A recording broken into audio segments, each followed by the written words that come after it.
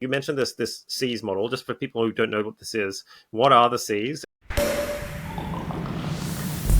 The 4C model is basically based on the one side you have a company, on the other side you have a consumer, which are, you need to sell the products, which will stand under the company, to the consumers who probably doesn't think about your brand, but they have their needs or they have their motivations, where you can come in and kind of, be a hero in their situation.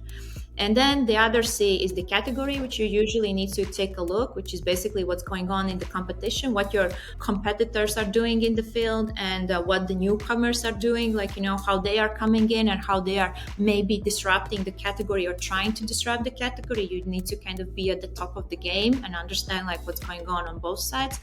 And then it's a culture, and culture is like a very big broad topic where you need to understand like what is relevant for this brand, like in the cultural context, because some brands, as for example as Nike, they are very focused for a very long time, for 30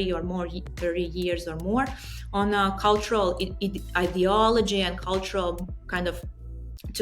use the cultural codes and kind of really own the situations or own the moments in the culture. And then there are other brands who are using culture maybe just in a very kind of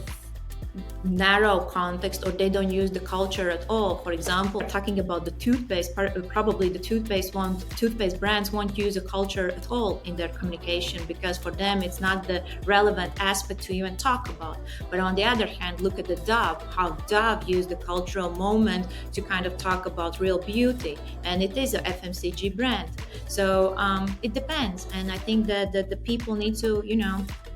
carefully kind of go through as a detective through all these 4Cs, try to understand like,